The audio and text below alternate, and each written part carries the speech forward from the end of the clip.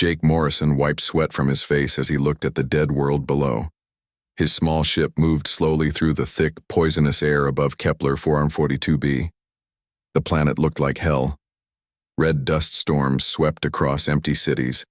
Green, toxic. Clouds hung over what used to be forests. Nothing was supposed to live here anymore. The Galactic Council had told everyone to stay away. They said the planet was too dangerous. The alien empire called the Zytherians had dropped poison bombs here 3 years ago. Every living thing was supposed to be dead now. But Jake was human, and humans had a bad habit of going places they shouldn't go. His old salvage ship rattled as it flew through another dust storm. The metal hull was patched in dozens of places. The engines made strange noises. But it kept flying, just like Jake kept working.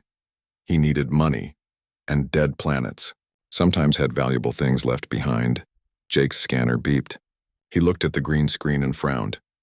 Something was moving down there. The scanner said it was alive, but that was impossible. Nothing could survive the poison air for more than a few minutes without a protection suit. Probably just a broken machine, Jake said to himself. But he couldn't forget about it. He had seen too many impossible things in his years flying between the stars. Sometimes impossible things turned out to be very real. He turned his ship toward the signal. Below him, the ruins of an elven city came into view. The beautiful white towers were now broken and black. Green poison covered everything like sick paint. The elves who lived here were supposed to be gone. Their government had saved the rich ones and left the rest to die. Jake's protection suit felt heavy as he walked down the ship's ramp. The air outside would kill him in seconds without it.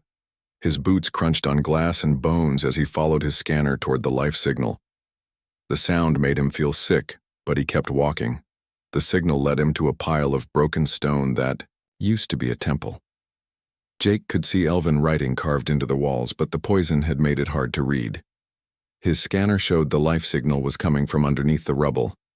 Jake started moving stones. Each one was heavy, and his suit made everything harder. Sweat ran into his eyes, but he kept digging.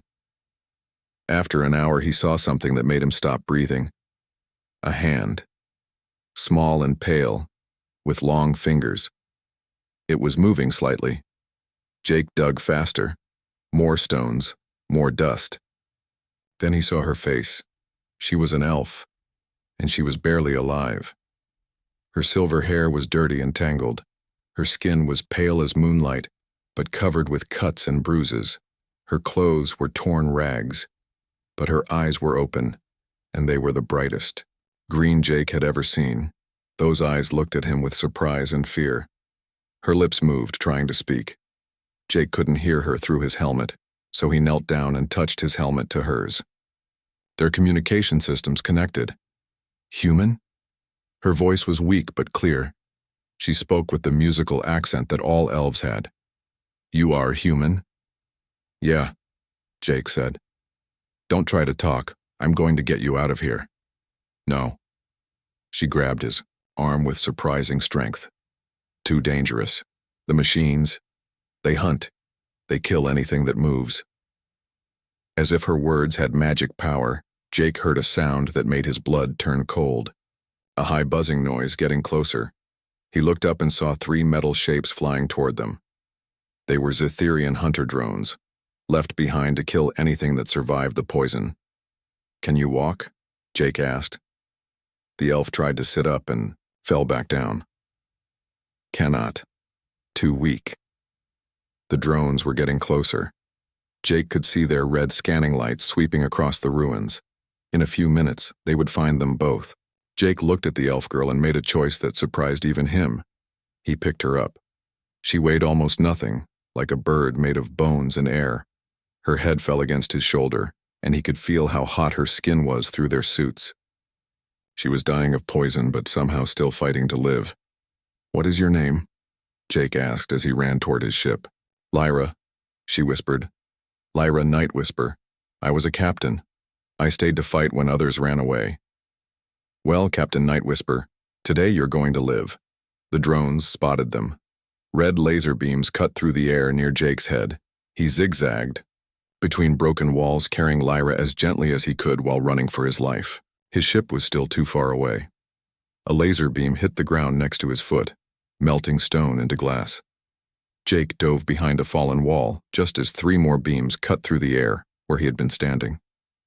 "Leave me," Lyra said. "Save yourself. I am already dead." "Nobody dies on my watch," Jake said. "Not today." He looked around the corner. The drones were spreading out to surround them. His ship was 100 meters away across open ground. Even if he ran as fast as he could, the drones would kill them both before he reached it. But then Jake saw something else. An old elven building, with strange blue symbols glowing on the walls. The symbols were getting dimmer, but they were still working. It was some kind of magical protection, like a shield. "That building," Jake said. "What is it?" Lyra looked where he pointed. "Sacred place, protected by old magic, but the power is almost gone." "How long will it last?" "Minutes, maybe less." Jake made another impossible choice. Instead of running to his ship, he ran toward the ancient building. The drones followed, their lasers cutting through the poisonous air. Jake reached the building just as the blue symbols flickered and went dark. The protection was gone. The drones closed in for the kill. Jake held Lyra close and waited for the end, but something strange happened. As the drones prepared to fire, Lyra opened her eyes and looked at Jake with an expression he had never seen before. It wasn't fear or pain, it was hope. "You came back for me," she whispered. "A human came back for an elf." "Of course I did," Jake said. "That's what we do." The drones powered up their weapons. Jake closed his eyes and held Lyra tighter, wondering if his choice to save her had doomed them both. The drones never fired. A loud boom echoed across the dead city as Jake's ship's defense guns came online automatically. The drones exploded in balls of fire and metal. Jake had forgotten about his ship's emergency protection system. When the ship detected weapons pointed at him, it fought back. "My ship," Jake explained to Lyra as he carried her across the broken ground. "It doesn't like it when things try to kill me." Lyra was too weak to answer, but she managed a small smile. Jake got them both inside his ship and sealed the door. The clean air felt good after breathing through the suit's filters. He carried Lyra to the medical room and put her on the narrow bed. She looked even worse under the bright lights. Her silver hair was full of toxic dust. Her pale skin had a green tint from poison. Her breathing was shallow and fast. Jake wasn't a doctor, but he had learned basic medical care during his years in space. "This is going to hurt," he warned her as he started cleaning her wounds. Lyra didn't complain. She watched him work with those bright green eyes. "Why?" she asked after a while. "Why what? Why save me? Your people and my people are not friends. Elves think humans are crude and stupid. Humans think elves are proud and useless." Jake paused in his work. "Maybe most elves are proud and useless, but you stayed behind to fight when everyone else ran away. That makes you different." "Different how?" "Makes you human in the ways that matter." Lyra stared at him for a long moment. "I do not understand." Jake finished cleaning her wounds and started setting up the IV drip. His medical supplies were basic, designed for humans, but they might help. Being human isn't about what you look like or where you come from. It's about what you do when things get bad. Do you run away or do you stay and fight for what's right? "The Galactic Council ordered all military forces to leave," Lyra said. "They said the planet couldn't be saved." "But you didn't leave." "No, my soldiers were still here. Civilians were trapped in the cities. I couldn't abandon them." Jake nodded. "See? Human." For the first time since he found her, Lyra laughed. It was a weak sound, but it was real. "You are strange, Jake Morrison." "That's what everyone tells me." The medical scanner beeped, showing Lyra's condition. Jake frowned at the results. The poison in her blood should have killed her days ago. But somehow, her body was fighting it. Her immune system was working overtime, changing and adapting in ways that shouldn't be possible. "How long were you down there?" Jake asked. 3 months, maybe longer. Time became hard to track. 3 months? Jake couldn't hide his shock. Nothing can survive that long in that environment. The poison should have killed you in hours. I know, Lyra said quietly. I should be dead. Every day I expected to die. But I kept living. I kept fighting. There were others at first, but they all died. I was alone for the last month. Jake started the IV drip. The fluid would help clean the poison from her blood, but it was a slow process. What did you eat? How did you find water? The sacred places had water purifiers powered by old magic. I ate whatever I could find. Plants that grew in the poison. Small animals that adapted quickly. It tasted terrible, but it kept me alive. And you fought the Zytherian cleanup crews? Lyra's eyes got hard. They came every few weeks to check their work. Small groups with light weapons. They didn't expect resistance. I used human weapons I found in the ruins. Simple but effective. Human weapons? Elven weapons need special power cells and maintenance. They stop working when damaged. Human weapons are different. They keep working even when they're broken. Like humans. Jake felt proud and embarrassed at the same time. Elven technology was famous across the galaxy for being elegant and perfect. Human technology was famous for being crude but reliable. I learned something down there, Lyra continued. My people were wrong about humans. You don't give up. Ever. Even when everything seems hopeless, you find a way to keep fighting. Before Jake could answer, his ship's alarm started screaming. The main screen showed 3 large ships approaching. They had the white and gold colors of the Galactic Council. Jake, Morrison, a voice said over the radio. This is Captain Linda Hayes of the Council ship Harmony. You are in violation of quarantine laws. Prepare to be boarded. Jake looked at Lyra. She had gone very pale. They found us. What do they want? Jake asked. Me, Lyra whispered. They want to study how I survived. The Galactic Council made a deal with the Zytherians. They let them test their weapons here in exchange for the technology. That's impossible. The Council protects people. They don't help killers. Look at the evidence, Jake. A whole planet full of people, and they only saved the elven nobility. The humans, the common elves, the other races. They left us all to die. They told the galaxy it was a mercy that we couldn't be saved. But really, we were test subjects. Jake felt sick. He had always thought the Galactic Council tried to do the right thing, even if they made mistakes. But if what Lyra said was true, they were worse than the Zytherians. Mr. Morrison, Captain Hayes called again. We know you have an infected survivor aboard your ship. For the safety of the galaxy, we must take her into medical custody immediately. Medical custody, Jake repeated. That's what they call it, when they want to cut someone open and see what makes them tick. Lyra grabbed his arm. Jake, please, don't let them take me alive. I've seen what they do to survivors. It's worse than death. Jake looked at her pale, frightened face. Then he looked at the council ships surrounding his little vessel. 3 ships, each one big enough to carry 1,000 soldiers. His ship had 2 defense guns and an old engine that barely worked. Any sane person would surrender. Any smart person would hand over Lyra and walk away. Any normal person would choose to live rather than fight impossible odds. But Jake Morrison wasn't normal. He was human. Computer, he said. Record a message and broadcast it on all emergency channels. Recording. The ship's computer replied. Jake looked directly at the camera. My name is Jake Morrison. I'm a human salvage operator, and I have evidence that the Galactic Council committed war crimes on Kepler 442b. They allowed the Zytherians to use this planet as a testing ground for biological weapons. Millions of innocent people died so the Council could get new technology. Lyra stared at him. What are you doing? What humans do best, Jake said. Making trouble for tyrants. The Council ships powered up their weapons. Captain Hayes sounded angry now. Mr. Morrison, stop broadcasting immediately and surrender the infected individual. Her name is Lyra Nightwhisper, Jake said to the camera. She's a captain who stayed behind to protect her people when everyone else ran away. She survived 3 months in conditions designed to kill her, and now the Council wants to dissect her to learn her secrets.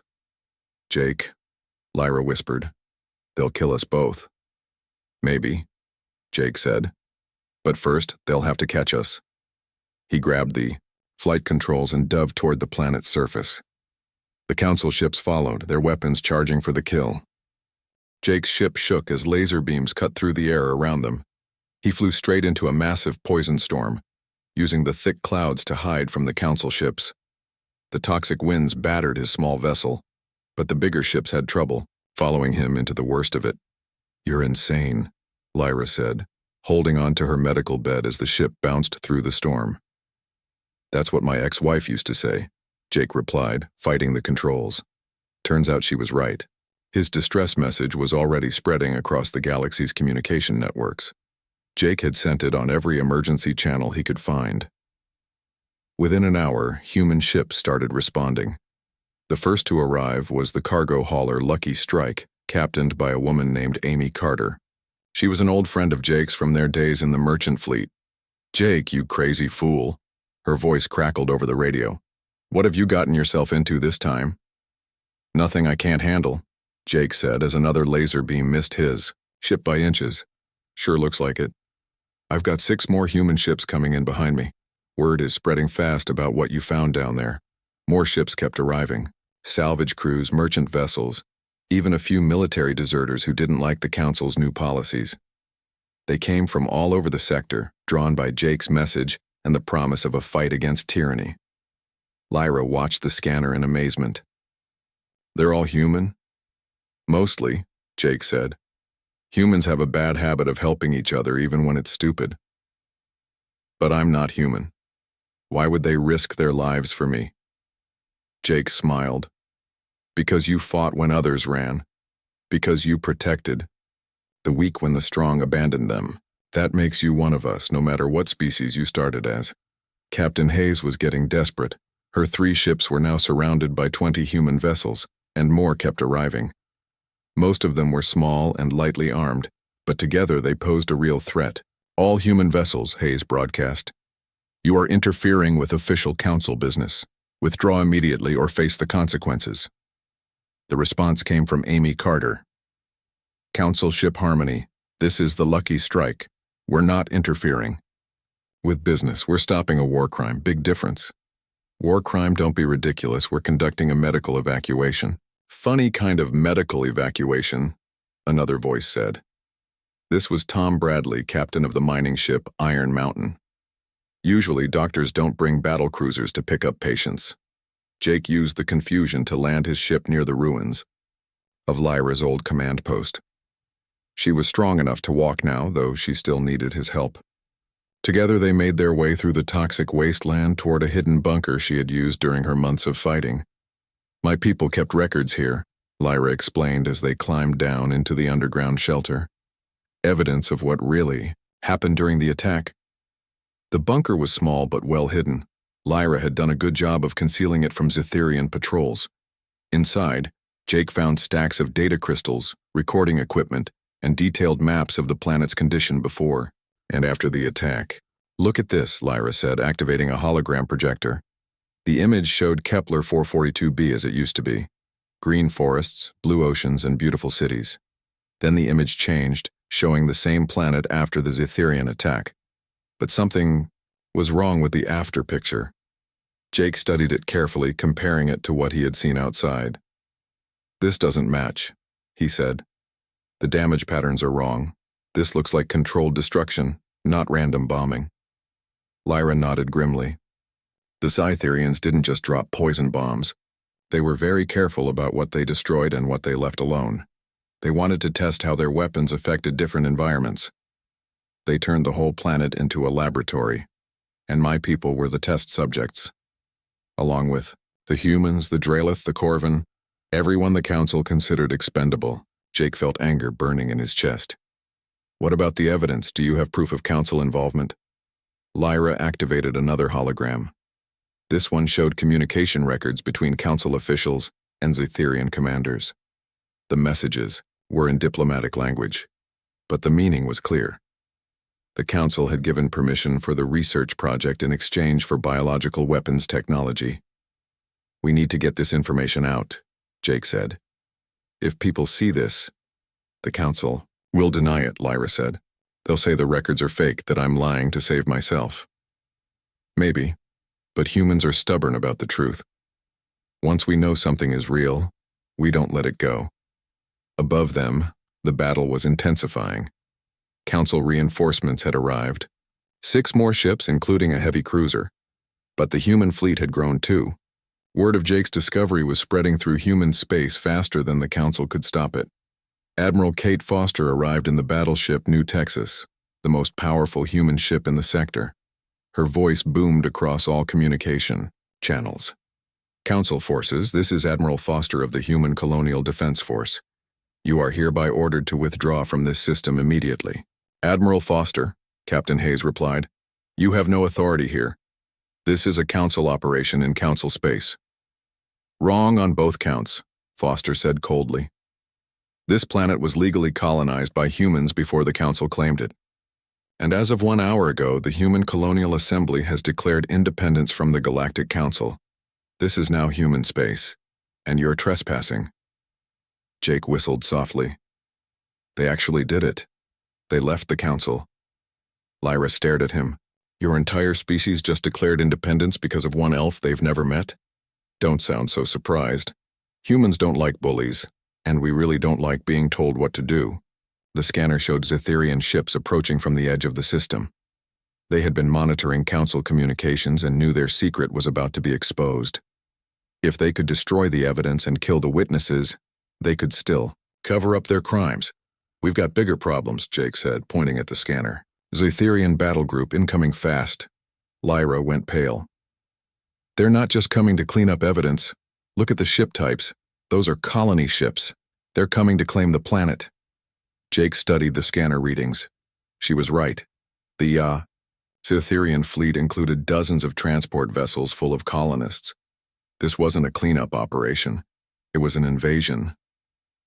The poison, Jake said suddenly. It's not really poison, is it? What do you mean? I mean the stuff that's supposed to be killing everything. It's actually changing the environment, making it suitable for Zetherian life. Lyra nodded slowly. The biological weapons weren't designed to destroy the planet. They were designed to terraform it. The Council sold our world to the Zetherians, and the attack was just the first step in making it habitable for them. How long? 6 months, maybe less. Once the transformation is complete, they'll move in millions of colonists. Any survivors from the original population will be slaves or test subjects. Jake felt sick. The scope of the betrayal was enormous. The Council hadn't just allowed genocide. They had participated in it for profit. Above them, the first shots of what would become the Human-Zetherian War were being fired. Council ships caught between human and Zetherian fleets had to choose sides. Some surrendered to the humans, others fled. A few opened fire on the Zetherians, finally showing some backbone. We need to get out of here, Jake said. This whole planet is about to become a battlefield. But as they headed for the bunker exit, Lyra grabbed his arm. Wait, there's something else. Something I haven't told you about how I survived down here. What? The poison? It didn't just fail to kill me. It changed me. I can feel it in my blood, in my bones. I'm becoming something new. Something that might be the key to stopping the Zetherians. Changed how? Lyra rolled up her sleeve, showing Jake her arm. Her normally pale skin had a faint silver sheen to it, and her veins glowed with a soft blue light. I'm becoming immune to their weapons, she said. Not just resistant, completely immune. But the process is changing everything about me.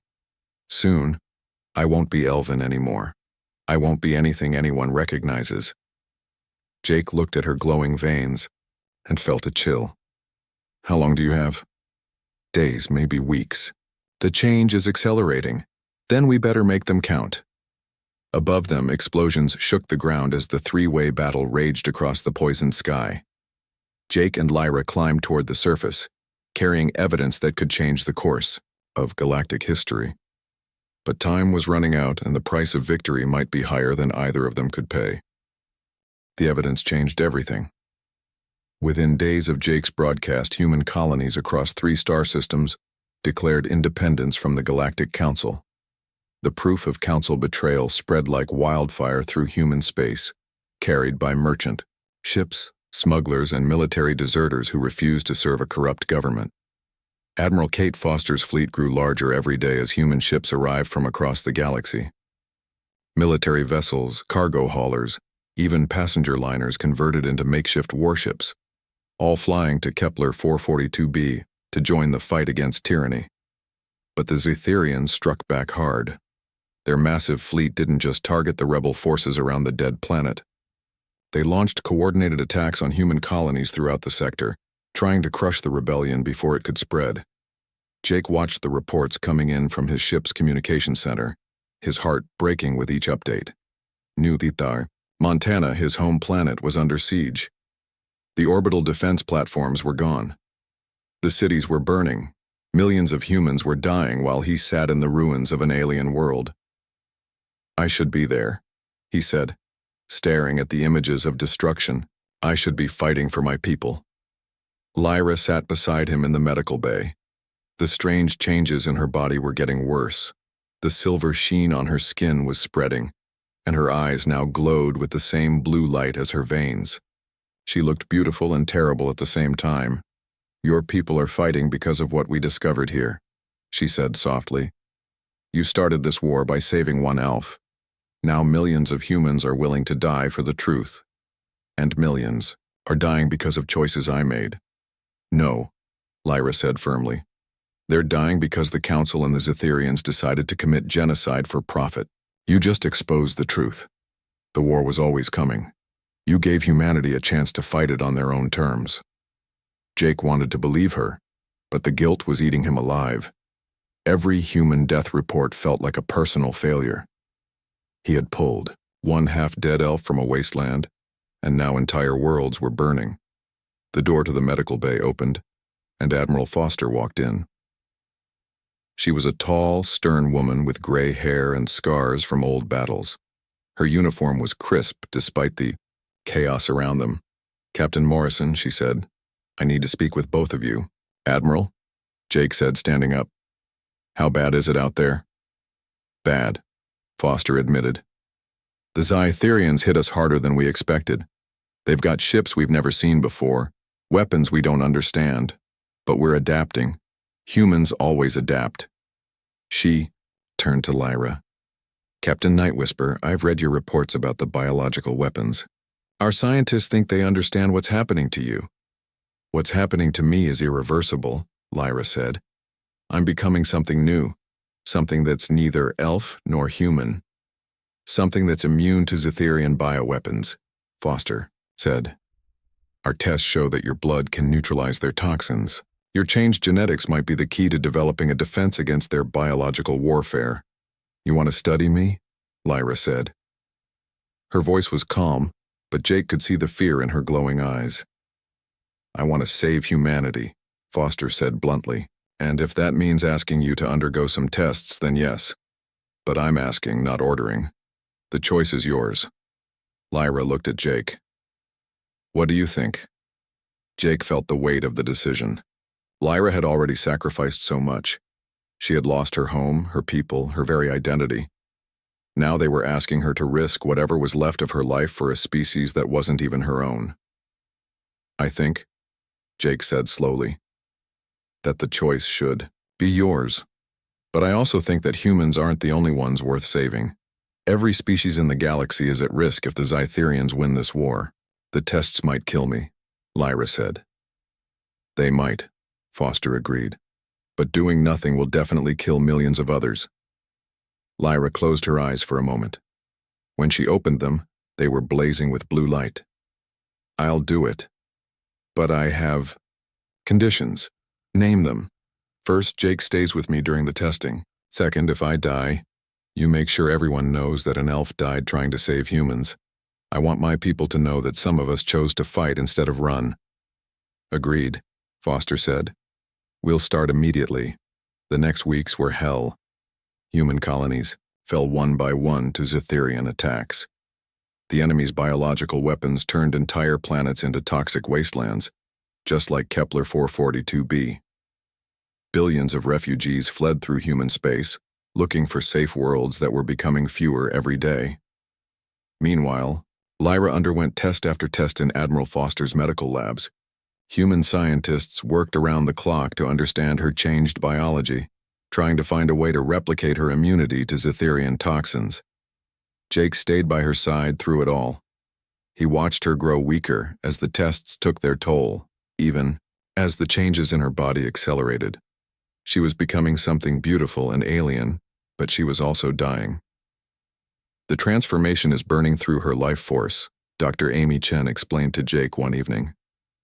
Her body is trying to adapt to threats that don't exist yet, preparing for biological attacks that might never come. It's killing her from the inside.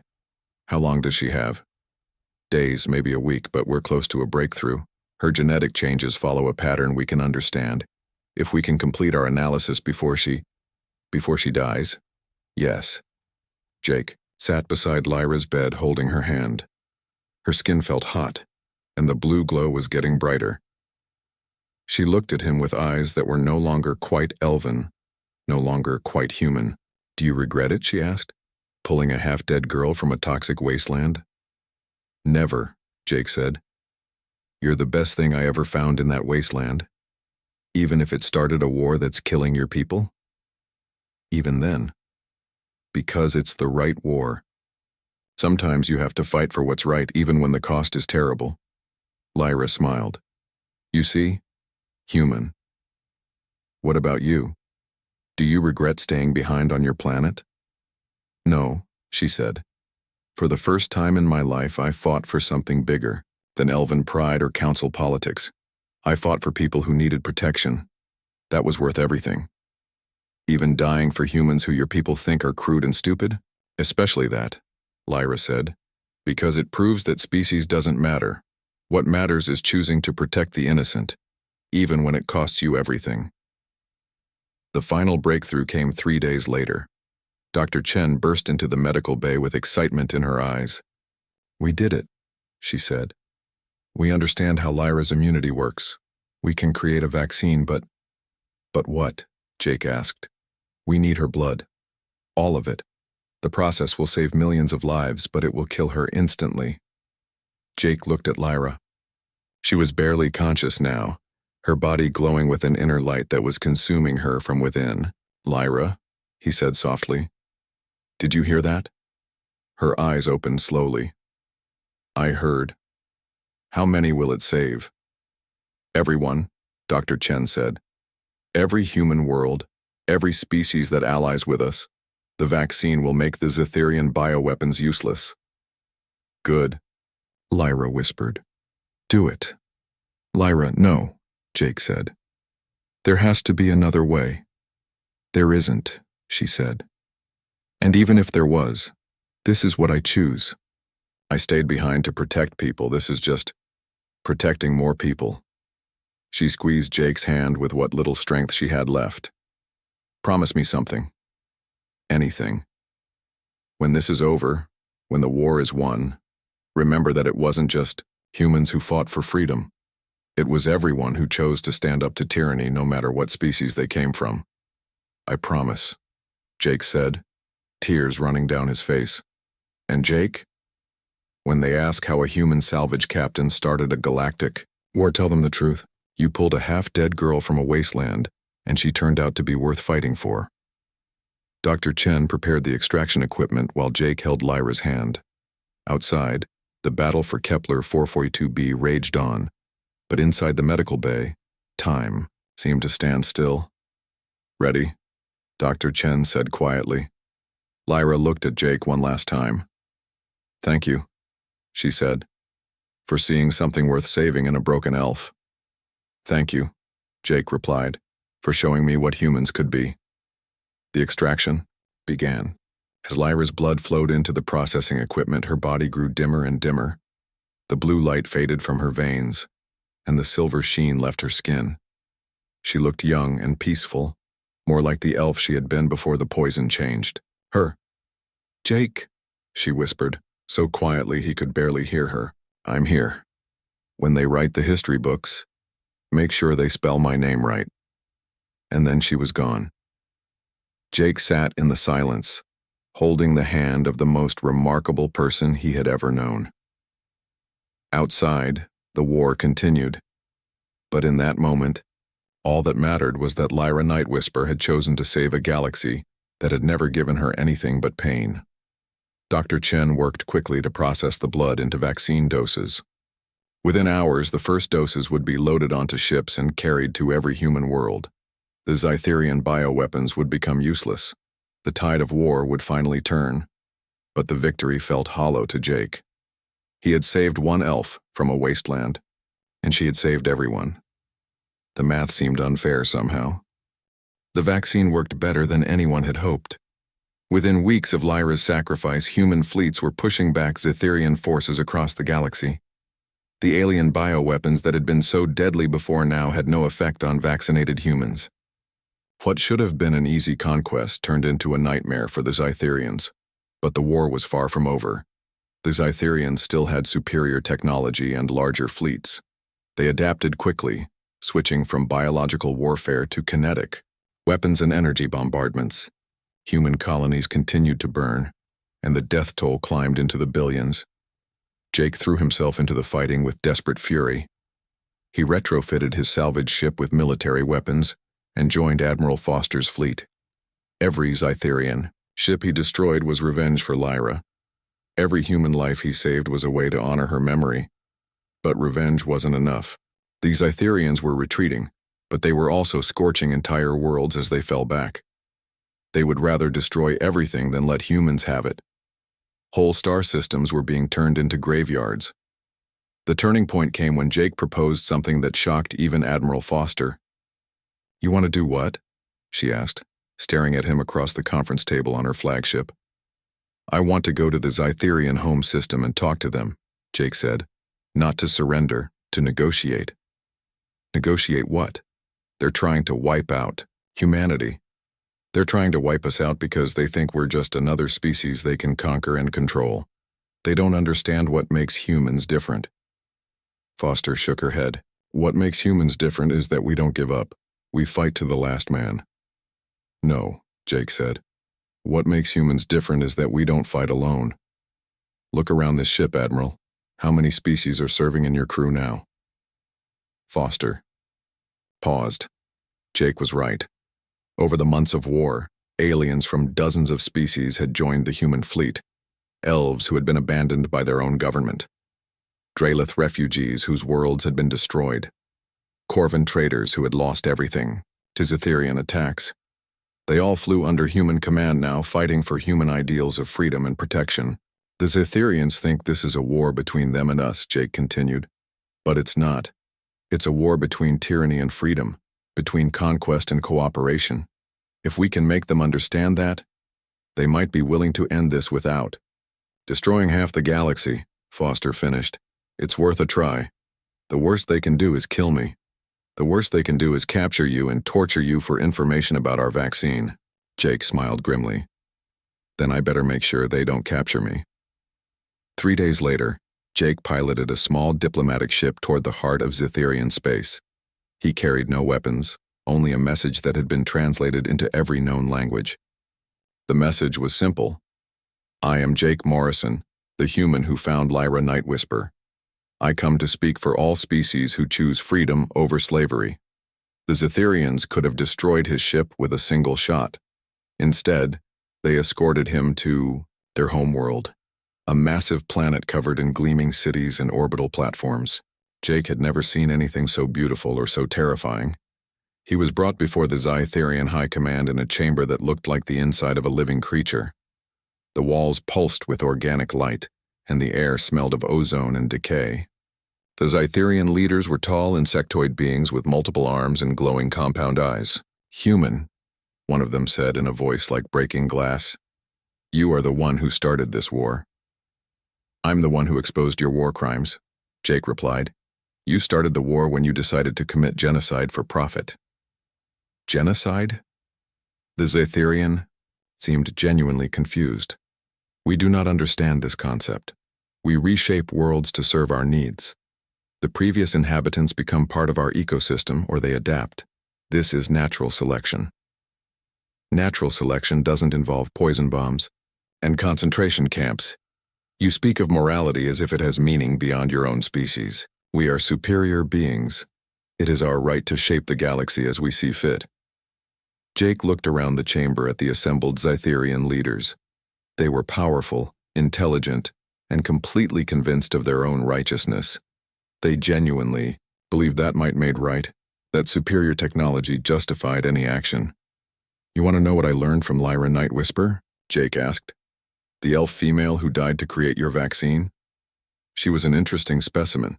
Her adaptations could have been useful to us. She was more than a specimen.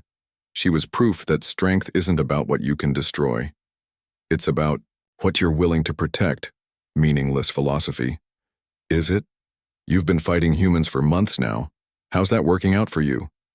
The Scytherian leader's compound eyes glowed brighter. You have proven more persistent than expected. We're not just persistent. We're growing. Every world you attack, every species you threaten, more allies join our cause. You're not fighting humanity anymore. You're fighting everyone who believes that cooperation is stronger than conquest. Impossible. Species are naturally competitive. They fight each other for resources and territory. Some do, Jake admitted. But humans learned something a long time ago. We're stronger when we work together, when we protect each other, when we make other species part of our family instead of our enemies. Jake activated a holographic projector that showed images from the human fleet. Elven engineers working alongside human mechanics. Draelith pilots flying human fighters. Corvin medics treating wounded humans. Dozens of species, all working together under human leadership. This is what you're really fighting, Jake said. Not one species, but the idea that different peoples can choose to be stronger together than they are apart. The Scytherian leaders spoke among themselves in their clicking, buzzing language. Jake couldn't understand the words, but he could sense their confusion. They had expected to face a typical species war, territory against territory, race against race. Instead, they were fighting an idea that crossed all species lines. What do you propose, human? The lead Scytherian finally asked. Withdrawal. You leave human space and the territories of our allies. In exchange, we stop hunting your fleets. And if we refuse, then we keep fighting. And every day we fight, more species join our cause. Eventually, you'll be facing the entire galaxy. You would threaten us? I'm not threatening you, I'm explaining the situation. You started this war because you thought humans were weak and alone. But we're not alone. We never have been. Every species that's ever been conquered, enslaved, or threatened by empires like yours, they're all potential allies. All they need is someone to show them that cooperation is possible. The Scytherian leader was quiet for a long moment. You believe this alliance would actually work? It already is working. The question is whether you want to be part of it or keep fighting it. Part of it? You would accept Scytherians into your alliance? Jake smiled. If you're willing to stop conquering and start cooperating, yes. Humans don't care what species you are. We care what you choose to do. Impossible. Scytherians do not serve other species. I'm not asking you to serve anyone. I'm asking you to stand with us as equals. The concept seemed to break something in the Scytherian leader's mind. In their society, there were only rulers and servants, conquerors and conquered. The idea of willing cooperation between equals was literally incomprehensible. We must consider this, the leader said finally. Jake nodded. Take all the time you need. But while you're deciding, remember this. Lyra Nightwhisper was a proud elf warrior who chose to die for humans she barely knew. She did it because she understood that protecting others is what makes us strong. All of us. The negotiations took 3 months. During that time, the fighting continued but less intensely. Both sides pulled back from full-scale warfare while their leaders talked. Jake spent those months as a guest prisoner on the Scytherian homeworld, learning about their culture and trying to help them understand humanity. It wasn't easy. The Scytherians had built their entire civilization on the idea of genetic and technological superiority. Accepting that cooperation could be stronger than domination challenged everything they believed. But gradually, some of them began to understand. Younger Scytherians, especially those who had fought against human forces, had seen how human crews worked together.